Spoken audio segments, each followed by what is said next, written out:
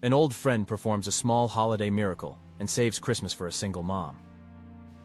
The year Santa's suit went from signature red to true blue. On a Friday evening in December, 2 weeks before Christmas, I lost my job. I hadn't seen it coming. I was excited for the weekend, when my daughter Crystal, then 12, and I planned to get our Christmas tree. Then I listened to my voicemail. "We're sorry, but your work assignment has ended as of today." My heart sank. I wasn't just a single parent. I was the only parent. My paycheck was survival. I did everything I could to give Crystal a good life, but there were some things my love couldn't fix. The next day, as we searched for our tree, I struggled to be cheerful as I eyed the Christmas tree prices. "Is everything okay?" Crystal asked. "You seem worried." "I got some bad news yesterday," I told her. "I lost my job." "Oh no," Crystal said. "Well, I have $100 that Grandma gave me that I can give you." "Absolutely not," I told her. Monday morning, I dropped Crystal at school and set off on my money-making pursuits.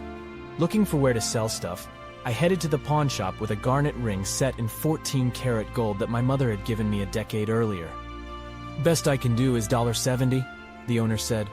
"The stones are worthless. We're only interested in the gold." Next was the antiques store. I sold 6 Precious Moments figurines for $150. I ended the day $220 richer. Not bad. Over the next week, I furiously applied for jobs as my bank account grew smaller. I felt as if the world was closing in on me. On a weekend afternoon, I dropped Crystal in a wealthy gated community for a birthday party. I watched as she went in, surrounded by all the nice things we couldn't afford. I drove home defeated. Back at home, I glanced out the window. It had been snowing on and off all morning. I noticed a petite woman with short white hair struggling to open her car door against the wind.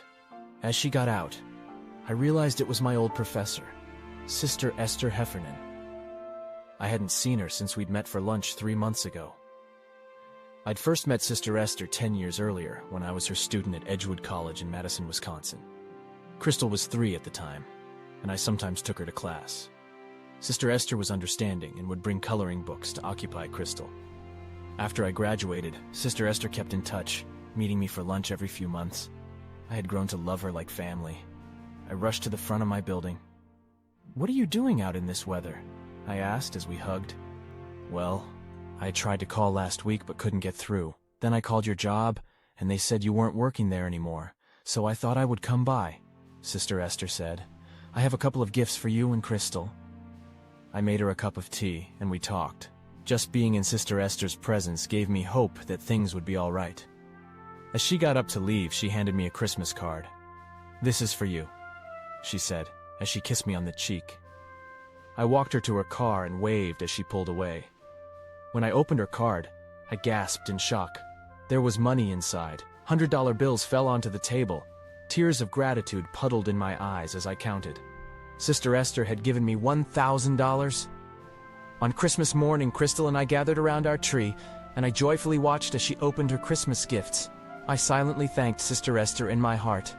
It has been 14 years since that Christmas, but I've never forgotten what Sister Esther did for us. In 2020, at age 91, Sister Esther died. But the love she gave during her life lives on in the hearts of many. I'm lucky to be one of them.